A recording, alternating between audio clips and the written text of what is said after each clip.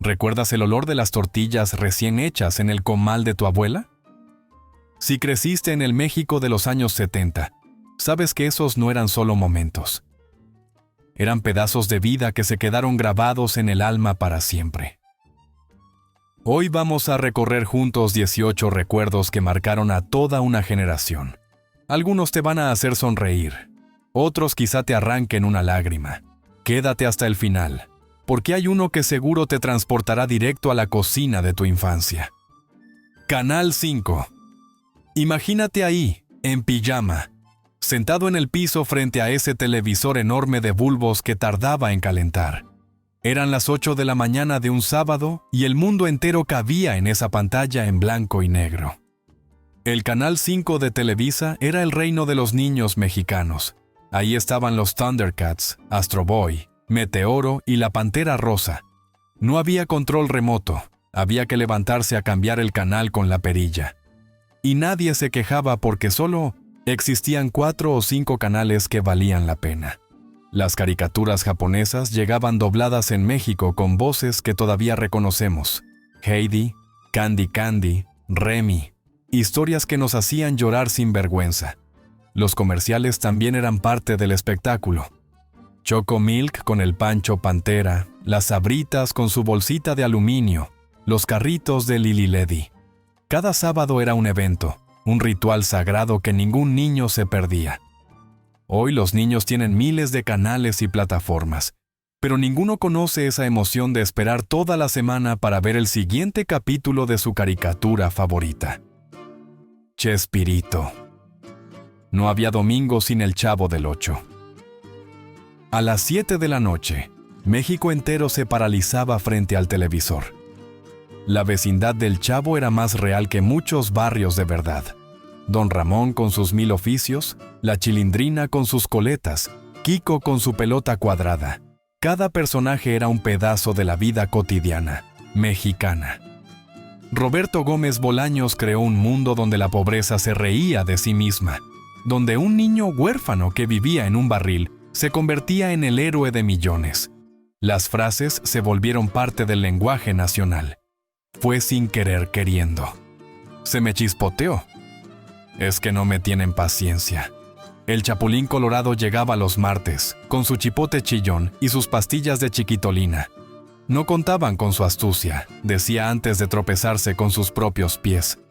Esos programas no tenían efectos especiales ni presupuestos millonarios. Tenían algo mejor. Tenían alma mexicana, humor blanco y personajes que parecían sacados de cualquier vecindad del país. Hoy, décadas después, las nuevas generaciones siguen descubriendo al Chavo en Internet, porque las risas de verdad no tienen fecha de caducidad. El lechero. Antes de que amaneciera por completo, ya se escuchaba su voz ronca recorriendo las calles. El lechero llegaba en su bicicleta cargada de botes de aluminio relucientes. En los años 70, la leche no venía en cartón ni en plástico. Venía fresca, bronca, recién ordeñada. Las señoras salían con sus ollas y jarras a comprar el litro del día. El bote del lechero tenía esa tapa que hacía un sonido particular al abrirse. La leche se medía con un cucharón de peltre que sacaba exactamente 1 litro. Había que hervirla en cuanto llegaba a casa para que no se cortara. En los barrios populares de la Ciudad de México, el lechero conocía a todas las familias. Sabía quién pagaba puntual y quién necesitaba fiado hasta la quincena. A veces llevaba requesón fresco o crema espesa que las abuelas usaban para los chilaquiles. Con la llegada de las pasteurizadoras y los supermercados, el lechero fue desapareciendo. Primero dejó la bicicleta por una camioneta, después dejó de pasar. Pero quienes lo recuerdan todavía pueden escuchar ese grito mañanero que anunciaba un nuevo día en el México de antes. Camotero. Era un sonido que no se parecía a ningún otro. Un silbido largo, agudo, casi fantasmal, que atravesaba la noche y entraba por las ventanas. El camotero empujaba su carrito de vapor por las calles oscuras. Adentro llevaba camotes dorados y plátanos machos que se cocinaban lentamente con el calor del carbón. Ese silbido era producido por el vapor escapando de una válvula especial. Algunos decían que sonaba triste, otros que sonaba misterioso. Pero todos los niños sabían lo que significaba. Era hora de pedirle a mamá unas monedas para bajar corriendo. El camotero abría la tapa de su carrito y salía una nube de vapor aromático. Sacaba un camote calientito, lo partía con cuidado y le ponía leche condensada y mermelada de fresa. Ese era el postre más delicioso que existía. En algunas colonias de la Ciudad de México, Guadalajara y Puebla, todavía pasan camoteros por las noches, pero cada vez son menos. El silbido que antes se escuchaba en cada cuadra, ahora es una rareza que provoca nostalgia. Afilador. De pronto, entre el ruido cotidiano del barrio, aparecía esa melodía inconfundible. Una flauta de pan tocando siempre las mismas notas, subiendo y bajando como un canto antiguo. El afilador llegaba con su bicicleta adaptada, pedaleando para hacer girar la piedra de esmeril. Traía amarrada una sombrilla vieja para protegerse del sol y una lona con sus herramientas. Las señoras salían con sus cuchillos de cocina, sus tijeras oxidadas y hasta los machetes del jardín. El afilador los tomaba con cuidado, los pasaba por la piedra giratoria y las chispas saltaban como luciérnagas. El sonido del metal contra la piedra era hipnótico. Los niños nos quedábamos mirando fascinados cómo un cuchillo viejo recuperaba su filo. Costaba 50 centavos o un peso, dependiendo del tamaño. El afilador era un personaje de otro tiempo. Venía de pueblos lejanos, a veces de Oaxaca o Michoacán. Recorría las ciudades durante meses antes de volver a su tierra. Hoy casi nadie afila cuchillos. Se compran nuevos y se tiran los viejos. Pero aquella melodía de la flauta de pan sigue sonando en la memoria de quienes la escucharon. Tiendita. Cada barrio tenía la suya. Esa tiendita pequeña, oscura, con olor a jabón sote y a galletas de animalitos. El mostrador de madera estaba lleno de frascos de vidrio con dulces de todos los colores.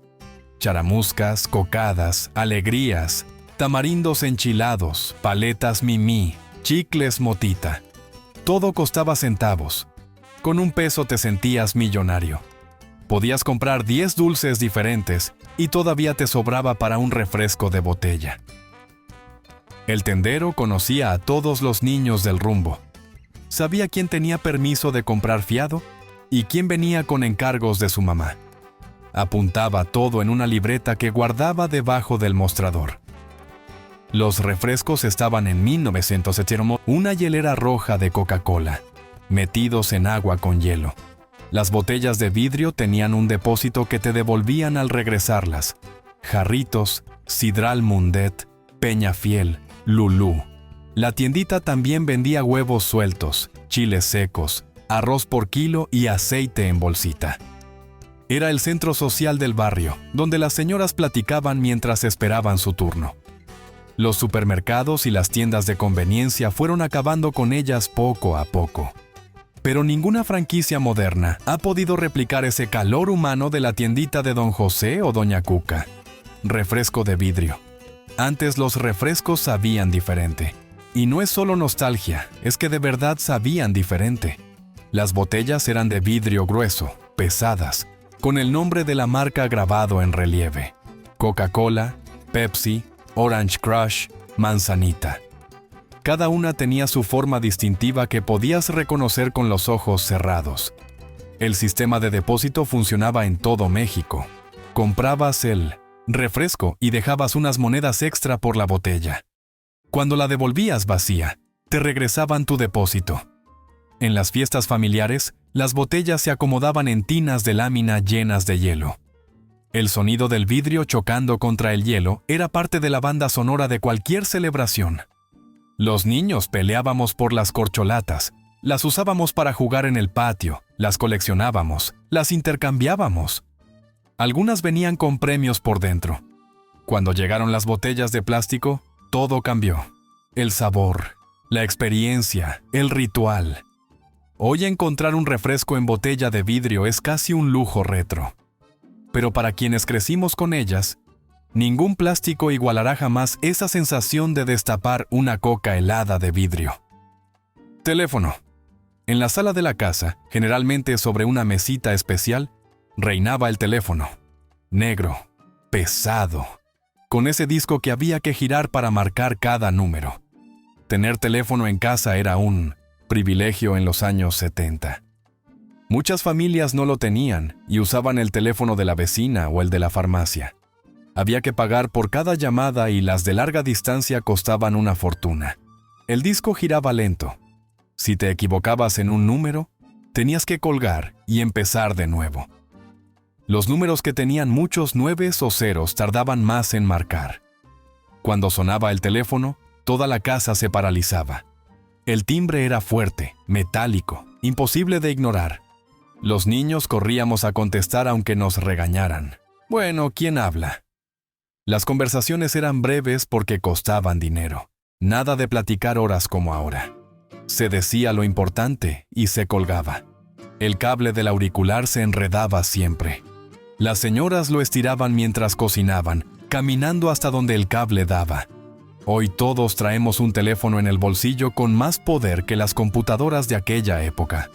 Pero ninguna videollamada tiene la emoción de cuando sonaba ese teléfono negro y no sabías quién estaba del otro lado. Juguetes. En los 70, la calle era nuestra sala de juegos. No había consolas, no había pantallas. Había sol, polvo y toda la tarde por delante. El trompo era el rey, de madera con su punta de metal y su cordón enrollado. Los más hábiles lo hacían bailar en la palma de la mano. Los campeonatos de trompo podían durar horas. El valero requería paciencia y práctica. Ese palo de madera con su bola colgando de un hilo. Meterla en el palito parecía fácil hasta que lo intentabas. Los que lograban 100 embocadas seguidas eran leyendas del barrio. Las canicas eran un mundo aparte. Cada una tenía su nombre según su tamaño y color.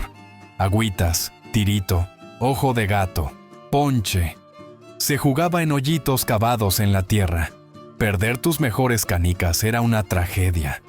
El yo-yo vivió su época dorada con los modelos de Coca-Cola y las competencias en las plazas.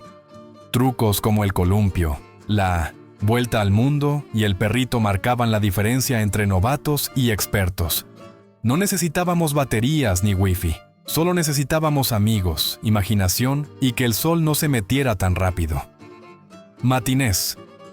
Los domingos a las 11 de la mañana, el cine del barrio se llenaba de niños. La matiné costaba 2 o 3 pesos y te daban doble función. Las butacas de madera crujían, el piso estaba pegajoso de tantos refrescos derramados. Olía a palomitas con demasiada mantequilla y a niños emocionados. Pasaban películas de luchadores como El Santo, Blue Demon y Mil Máscaras. También westerns mexicanos, comedias de Capulina y Viruta y Capulina. A veces las cintas se rompían y había que esperar a que las pegaran. Los intermitentes vendían dulces entre película y película. Caminaban por los pasillos con su canasta llena de chocolates Larín, chicles Adams y paletas de Sonrix. El proyector hacía un sonido constante que ya era parte de la experiencia. La luz atravesaba el humo de los cigarros de los adultos en las filas de atrás. Los cines tenían nombres que hoy suenan a leyenda. El Cine Teresa, el Cine Ópera, el Cine Insurgentes en la capital. En Guadalajara estaba el Cine Variedades. En Monterrey, el Cine Elizondo.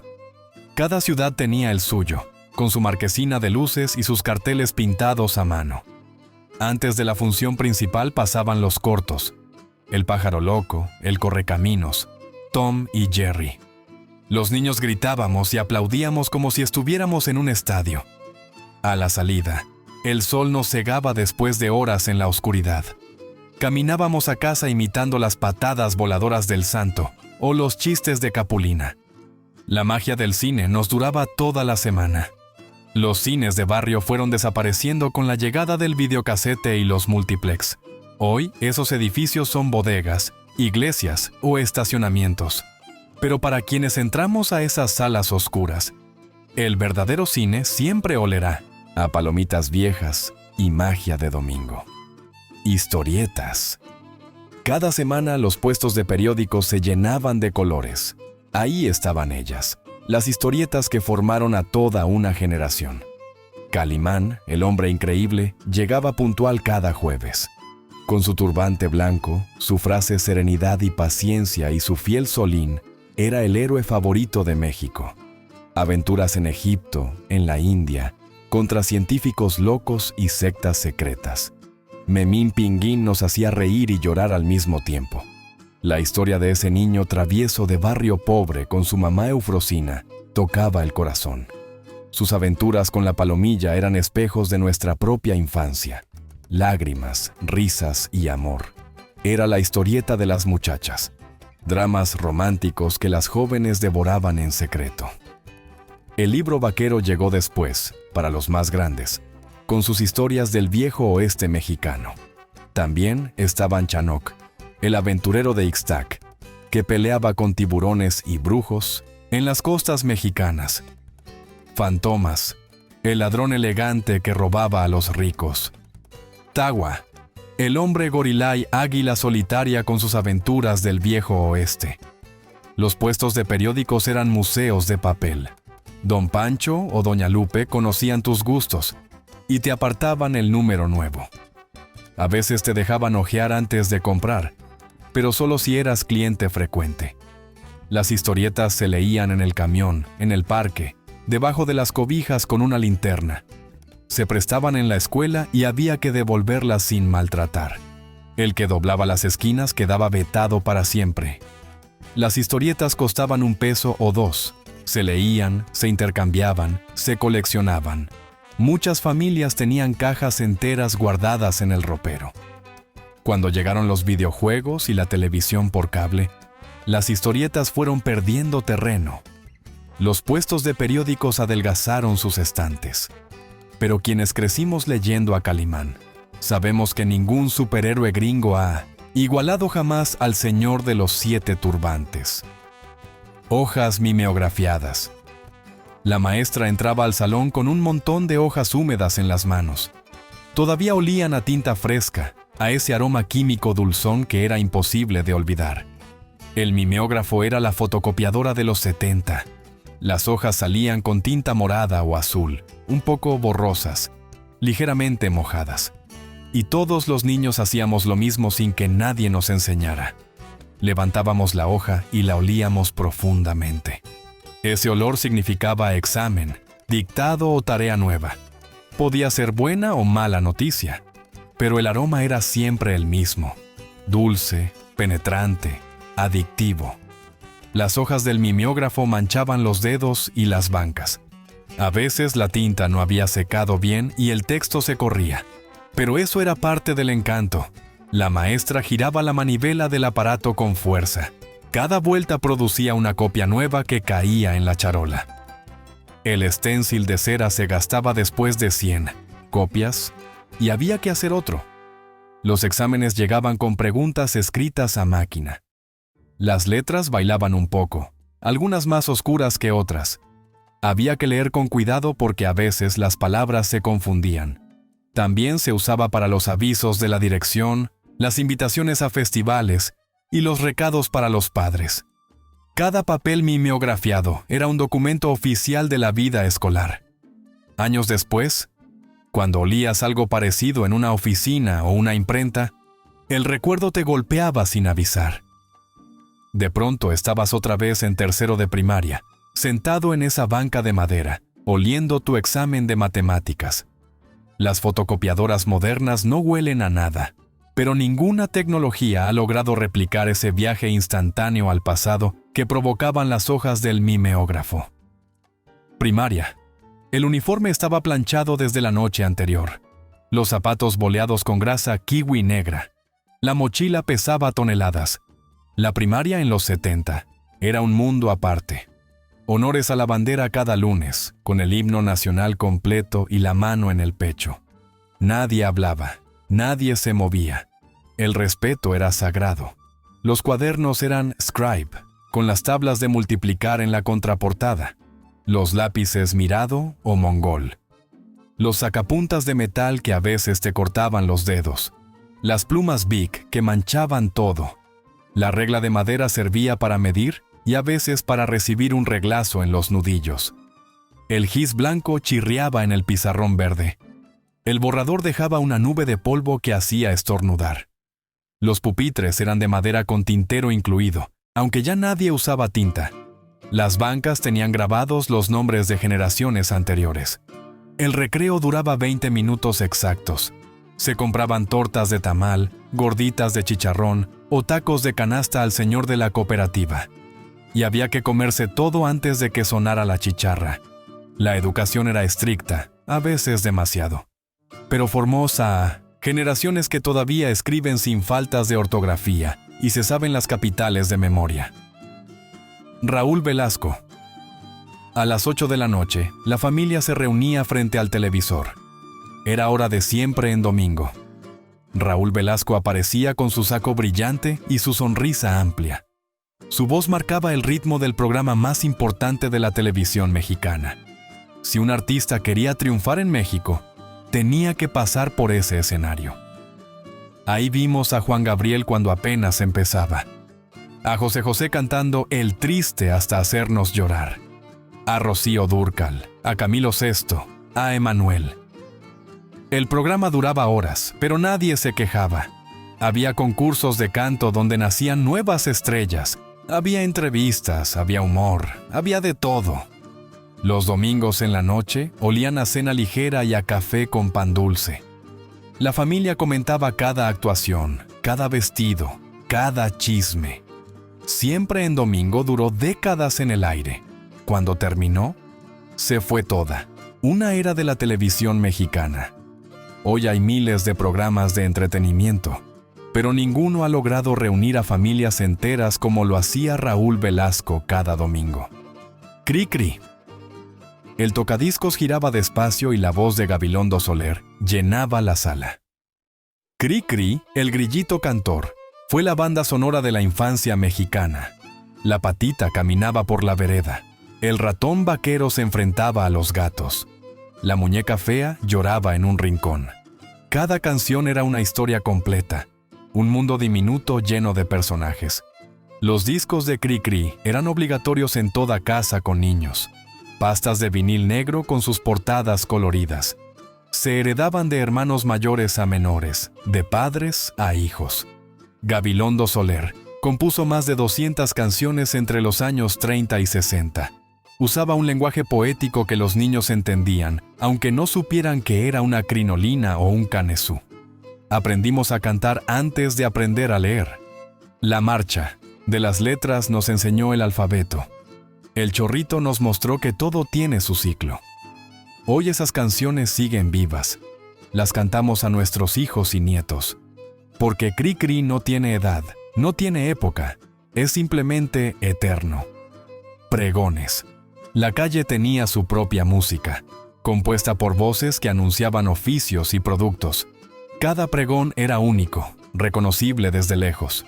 El organillero llegaba con su caja de madera llena de melodías, le daba vueltas a la manija y sonaba Cielito lindo o Sobre las olas. Su changuito vestido de rojo recogía las monedas. El globero pasaba con su racimo de colores flotando en el aire. Vendía globos de látex que duraban un día y globos de helio que se escapaban al cielo. Los niños los señalábamos con desesperación para que mamá nos comprara uno. El panadero tocaba su claxon especial y las señoras bajaban con sus bolsas. Conchas, cuernos, orejas, polvorones. Todo recién salido del horno de la panadería del barrio. El cartonero gritaba fierro viejo, colchones, tambores, refrigeradores. Su voz rasposa era el despertador de las mañanas de sábado. El vendedor de gas llegaba con su camión naranja. ¡Gas de Pemex! Gritaba mientras cargaba los tanques en la espalda. Cada uno de estos personajes era parte del paisaje sonoro del México de los 70. Sus voces eran tan familiares como las de la propia familia. Hoy, cuando escuchamos algún pregón sobreviviente, nos detenemos a escucharlo como si fuera música de otro tiempo. Posadas. Desde el 16 de diciembre, los barrios de México se llenaban de luz y música. Las posadas eran la fiesta más esperada del año. Los niños cargábamos velitas encendidas, protegidas con un vasito de papel. Cantábamos de puerta en puerta, pidiendo posada como José y María. Los peregrinos pedían entrar, los de adentro los rechazaban, hasta que al final, las puertas se abrían y todos entraban, cantando. La piñata colgaba del centro del patio, de 7 picos, representando los pecados capitales.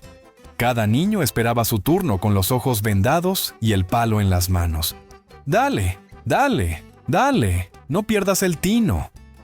Los dulces caían al piso y la guerra comenzaba. Los aguinaldos eran bolsitas con cacahuates, naranjas, cañas de azúcar, tejocotes y colaciones. Cada casa los preparaba diferente, pero todos sabían igual de bien. El ponche hervía en una olla enorme. Guayabas, cañas, tejocotes, ciruelas, pasas. El vapor calentaba la noche fría de diciembre. Los buñuelos crujían en los platos de barro que después se rompían de un trancazo. Dicen que daba buena suerte, pero sobre todo daba risa. Las posadas unían a las familias y a los vecinos. Eran 9 noches de comunidad, de cantos, de fe y de alegría. Hoy muchas se han perdido o reducido, pero quienes las vivimos, sabemos que diciembre nunca ha vuelto a oler igual. Aromas. ¿Recuerdas que te dije que uno te transportará a la cocina de tu infancia? Pues cierra los ojos un momento. Deja que la memoria viaje a través del olfato. El café de olla hirviendo en la cocina de la abuela, con su canela, su piloncillo y ese barro que le daba un sabor que ninguna cafetera moderna puede replicar. Las tortillas recién salidas del comal, el maíz tostándose, el olor que anunciaba que la comida estaba lista. Las tortillas de antes eran gruesas, suaves, hechas a mano por mamá o por la señora de la tortillería del mercado. El carbón del anafre encendiéndose en el patio. Ese humo que impregnaba la ropa tendida y anunciaba que habría carne asada o tamales. El copal quemándose en el sahumerio. En los velorios, en las iglesias, en las fiestas de los pueblos. Un aroma sagrado que conectaba con lo más profundo de nuestras raíces. El petróleo con el que mamá nos untaba el pecho cuando teníamos tos. El alcohol del 70 para las heridas de las rodillas, raspadas. El Big Vaporub que nos ponían aunque no estuviéramos enfermos. Cada aroma era un ancla al pasado. Un túnel directo a la infancia. Porque el olfato es el sentido más honesto, el que no olvida nunca. Hoy las cocinas huelen a microondas y a comida congelada. Pero basta encontrar un comal de barro en un pueblo para que todo regrese. Para que el México de los 70 vuelva a estar vivo, aunque sea por un instante. Esos fueron 18 fragmentos de una época que ya no volverá. 18 pedazos de un México que nos formó, que nos hizo quienes somos. No era perfecto, pero era nuestro. Y en cada recuerdo sigue latiendo ese niño que fuimos. ¿Cuál de estos recuerdos te tocó más el corazón? Dale me gusta si la nostalgia te alcanzó y suscríbete para seguir viajando juntos al México de nuestra memoria.